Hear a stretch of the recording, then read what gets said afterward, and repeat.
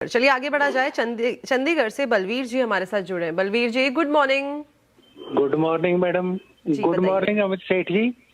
हाँ जी, good sir morning. मेरा क्वेश्चन बड़ा टीडियस है कि दिसंबर में मेरे पास HDFC बैंक के 8000 शेयर थे जिनकी एसेट वैल्यू 80 लाख बनती थी।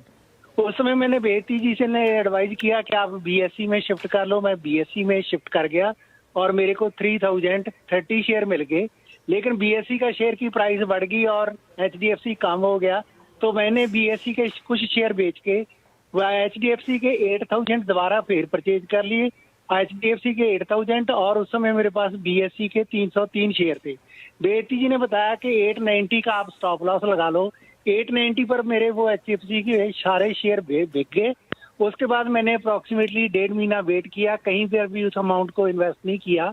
लेकिन जी लास्ट वीक में मैंने फिर HDFC के 8000 शेयर फिर परचेज कर लिए और जो मेरी प्राइस है, परचेजिंग प्राइस, वो 756 रुपीज 52 पैसा है। और इसके एडिशनल में मैंने 345 शेयर HDFC बैंक के और BSE के और परचेज कर लिए। इस समय मेरे पास BSE के 648 हैं और HDFC के 8000 हैं। मेरे को ये चाहिए कि नो डाउट आज भी मैं इन दोनों में मेरे पास सेविंग्स में है, आता है, प्लस ही हूँ। मेरे को चाहिए अब कि इसका जी स्टॉप लॉस क्या बलवीर रखें जी, और इसको मैं समझ गई और आपका टारगेट क्या रखें। जी मैं समझ गई। बलवीर जी, एक बात बताइए, आपने ये पेपर में लिखी थी क्या पूरी स्क्रिप्ट? हाँ मैडम, मैंने लिखा हुआ है इसमें, बेटी जी अच्छा, को लिखा था पहले। ओके ओके, ठीक है। हाँ जी। जिस्ट ऑफ द स्टोरी में बताती हूँ कि आपके पास 8000 शेयर्स हैं HDFC बैंक के और 756 की आपकी एवरेज जो है आपने करा हुआ है, और HDFC बैंक इस टाइम पे ऑन एन एवरेज उसी स्तर के आसपास कामकाज कर रहा है।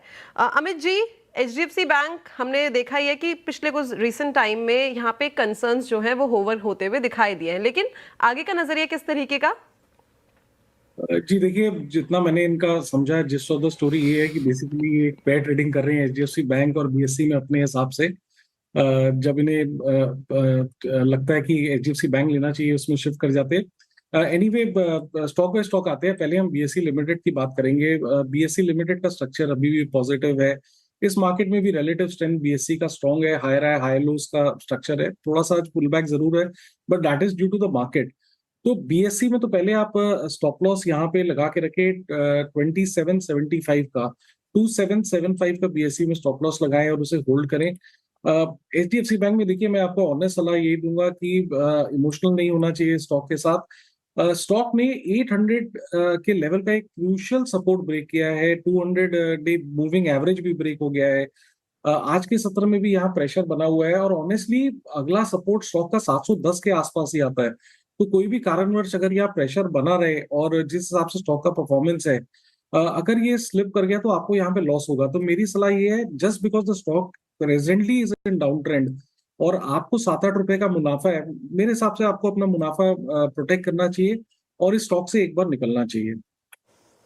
ओके, HDFC बैंक से निकलने की सलाह है। अब अमित जी तो बहुत ही विवेकशील है, उन्होंने फट से पहचान लिया कि बोलना क्या है, करना क्या है। मैं तो HDFC में ही फंस गई थी। ऑन लाइटर नोट, बहुत अच्छा लगा बलवीर जी से बात करके और उनको सुनकर। प्रॉफिट बुक करना है आपको HDFC बैंक में और BSE को होल्ड कर सकते हैं। देखिए, HDFC बैंक तो चार्टिकली भी वीक हो गया है और फंडामेंटली भी अभी जो खबरें आई हैं, एक तो चेयरमैन का इस्तीफा, फिर 3 एग्जीक्यूटिव लीडर्स को निकाला गया, तो वो चीज़ें भी थोड़ी दिक्कत है, सरदर्द है HDFC बैंक में। अब आगे